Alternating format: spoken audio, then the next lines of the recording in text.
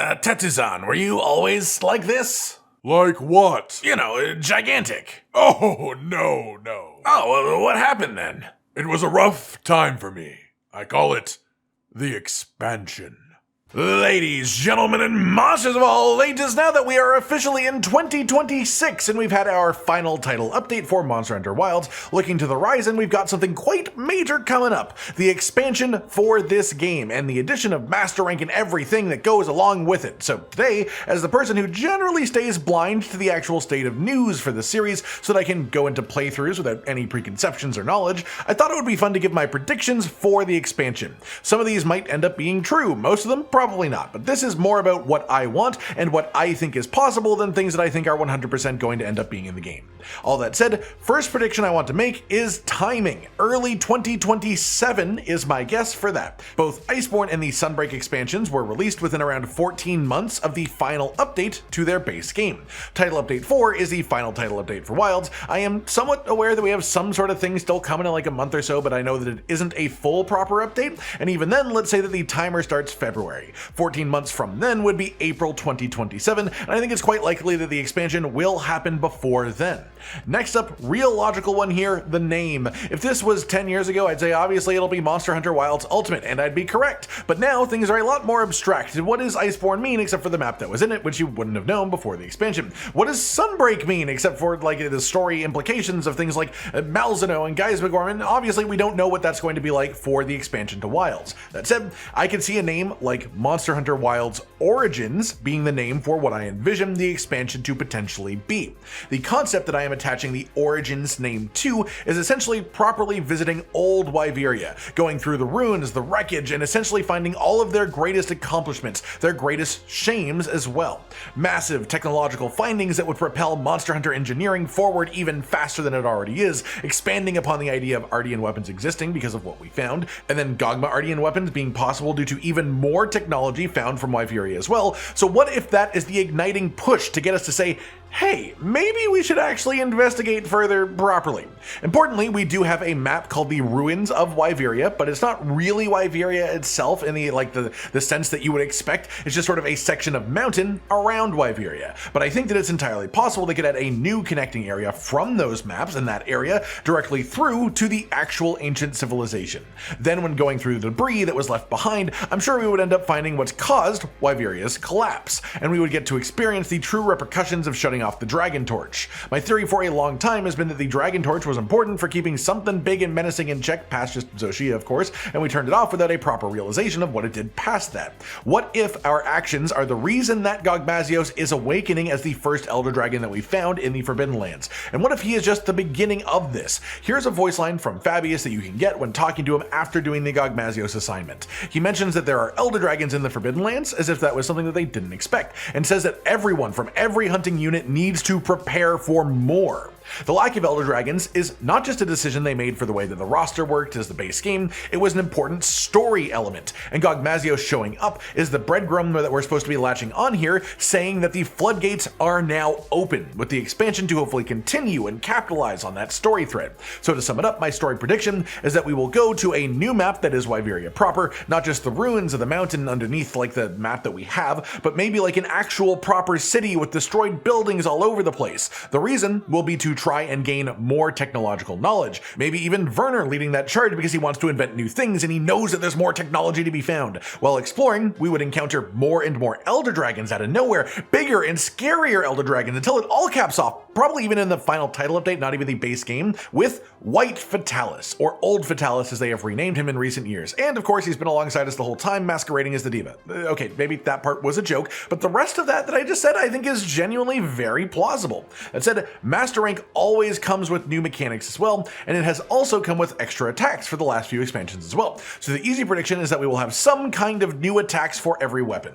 I could see them trying to give offset attacks to more weapons as well, as offsets are such a satisfying system that only a few weapons get to engage with. Past that, I've said for a while now, with the Slinger being a heavily used tool in Wilds, it feels entirely possible that we could get another attempt at the Clutch Claw mechanic in the expansion to this game. The Iceborne Clutch Claw that a lot of people people found disappointing because it basically just forced you to stop hunting with your weapon every couple of minutes and interact with it if you wanted to have good hunts. That said, I think there are a lot of fun things that did come from the Clutch Claw, especially the builds that you could make specifically focused around Clutch Claw based attacks. And not just the Clutch Claw attacks that every weapon got where you tenderized a monster, those were actually very fun to build around for the weapons that could, but weapons like Lance had a guard counter where you basically countered with the claw itself to immediately grab onto the monster, and it was awesome as hell. Clutch Claw did have negatives, but it also had positives, and I would love to see the developers take another shot at the Clutch Claw as a concept in a new and creative way in the expansion to Wilds, and I think it's very redeemable, so I think it'd be cool for them to try. Now for some monster related stuff specifically, big one I would say is likely, and a little bit obvious probably, is Guardians. Most Monster Hunter game expansions have a lot of subspecies or variants for the base monsters that were introduced as new creatures in that game. I think that Wild expansion, instead of doing that, maybe there will be some of that, sure. I think like the Apex monsters will all probably get subspecies where they have different elements and switch around what map they're on, and I think that would be really fun. But I think for the most part, a lot of new monsters will instead get Guardian versions. And then aside from that, there definitely will be more Guardians in the expansion regardless, and I hope they do what they did for Fulgur Anjanath or Ebony Odogaron a little bit, where they take monsters that don't have their base version in the game and use the Guardian as a way to bring them in, even a subspecies or variation like a Guardian Coral Pookie, or imagine like a Guardian Celtis Queen. How cool could that be? They basically already do a whole Mechazord routine, so what if they were actually Guardians and the Wilk Surging Energy was a part of how they functioned and changed how they worked as a baseline? That would be awesome, but yeah, Guardians, definitely more Guardians. Another thing that I think has some logic to it, one big oversized spectacle monster related to each map by the end of the expansion's content cycle. The Iceshard Cliffs has Jin Dahaad, the Ruins of Wyveria has Zoshia, Oilwell Basin now has Gogmazios. That leaves the Windward Plains, the Scarlet Forest, and I'm expecting one new map in the expansion based on the last couple of expansions, but I suppose it's always possible there is more than one. In any case though, going by existing maps, that means Plains and Forest would need something that fits the oversized monster bill, and to be clear, this doesn't mean I think they'd be on the normal map so much as having an arena themed and associated with that main map like the other monsters I mentioned. For the Windward Plains, my prediction is just straight up Daren Moran. Wilds is like a spiritual successor to 4 and 4 Ultimate, and just in so many different ways. The Daren Moran sandship fight is an iconic part of 4. A modern remake of that could make it feel a lot more active and less just like purely scripted, and I would love to see them make another pass at a sandship fight with the gameplay of the current modern games, and so Daren Moran attached to the Windward Plains sounds perfect for that. Not to mention they could even use this as an excuse to gather more of the caravan crew from 4 and 4U. Maybe we'd get the Caravaneer himself, maybe Guildmarm. And then another thing, not necessarily related to this, but I totally expect at least Aiden to show up in the expansion to join the rest of the Ace Hunters, and maybe even Julius too, the Ace Commander. As for the Scarlet Forest, I have two fun answers for this, but I don't know that either one of them is particularly likely. I think this one might just be a full-on new monster, like the fact that Jin Dahaad is, or Zoshia is, but the first of my possible speculations is just pure pipe dream for me personally, Duramboros. Make regular Duramboros as big as Rust Duramboros and give him his own special arena full of trees that he can literally toss from the ground by spinning near them, and then the trees would be like projectiles that you have to dodge. And look, I just love Duramboros, and I feel like you could make a really sick fight with him in his own special arena. But I fully accept that that's not likely how they would treat Duramboros. Even if they did bring him back, I think it's likely that it would be on a regular map, not in a special arena. The second option that I want to offer up is Yamasukami. I love Yamasukami, and he has not been around in a main series game since the second generation. He is the most fitting oversized monster to a foresty biome that I can think of, as his whole thing is that he loves swallowing fertile soil, which was a weird way to say that it's what he eats, I guess, but you get what I mean. It would be so cool to see a Yamasukami on his own sort of like sub-map special arena designed with lots of verticality so you can climb up and attack his tentacles from below, or like glide around above on your sacred to attack his upper sections. And you could let him have a proper vacuum sucking attack of like taking in trees in endemic life, actually pulling stuff out of the ground around you as part of the fight to really amp up the terror of fighting him.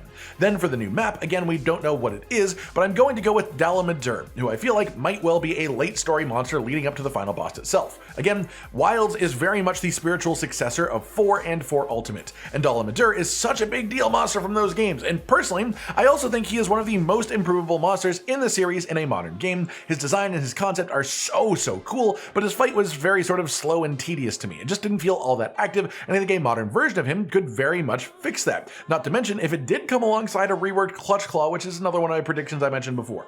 Past that, just some monsters I think are overdue a return in a modern game, or just likely to happen, not necessarily things I expect for the whole list, but just ones that I think deserve to come back. I already mentioned my main favorite monster, Duramboros, earlier, but Zamtrios should come back for sure. It has been way too long for the Balloon Shark, Eucanlos, and a Cantor. I love both of these guys. I would love to see them done in modern games, and I think Wilds, in the way that it is handling large monster fights, would be a great place for that. Goss Harag. He got a sort of a short end of the stick in Sunbreak, being the only one of the new monsters, at least other than Elder Dragons, that were added in Base Rise, that did get some sort of subspecies or variant added in Sunbreak. The reason I was hoping that would be the case was so that they could put Goss in Wilds, but now I'm moving those hopes to the expansion, and considering the possibility that instead of regular Goss Harag, what if we got like Guardian Goss Harag, who instead of making regular ice blades, has some sort of like technologically based Wilk-fueled weaponry that he makes with his hands. Like maybe he could have like Charge Blade made out of ice, essentially, is the type of thing that I'm imagining. Just use the Guardianness to expand the types of weapons he can create and use that, and that would be awesome. I'd also love to see Nergigante, the flagship of Monster Hunter World, and if my theory about the story comes to pass and we end up fighting a load of Elder Dragons in the expansion, it would make it a very, very reasonable explanation for Nergigante to show up because he eats Elder Dragons. So if you create a large amount of food source for him, why couldn't one just show up and scavenge around? That said, one more that's definitely worth mentioning is Shagaru Magala. We have Gore Magala, and I don't think there's been a singular game and expansion combination where you've had one without the other, so this would be almost a guarantee in my mind. Finally then, one final mechanic prediction. Artian weapons aren't going to go away, at least not entirely. Obviously the high rank stuff will become irrelevant very quickly in Master Rank, but I fully expect an Artian weapon system equivalent to be around by the end of the story.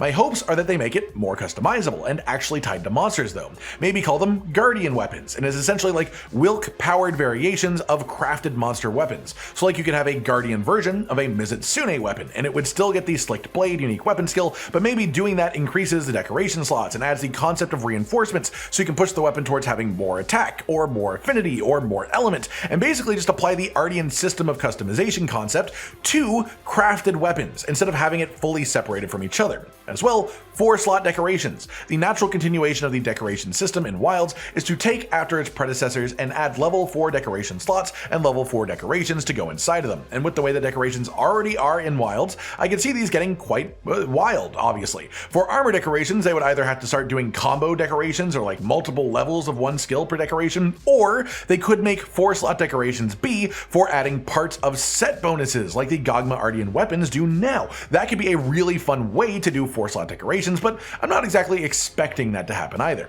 I think that's just about it then, everyone. My full list of predictions that I have in my brain at this moment for the expansion coming for Monster Hunter Wilds. We currently know nothing about it, but this is what I think is either a reasonable guess or just something that I personally want to see happen. I hope you've all enjoyed this, and let me know your own thoughts in the comments below, or your own predictions as well. Like if you liked the video, subscribe with the notification bell for more, and most importantly, ladies and gentlemen, until next time, stay sweet. Josh, Cotton, and Hollow with the videos, dropping the humor like a hammer on your tippy toes, bringing entertainment on a daily arrangement to take our insanity and turn it into entertainment. Yes, I said entertainment twice, to reiterate that it is nice to look into your faces on a mostly daily basis when you let us in your homes to make the whole world a stage. Goodbye.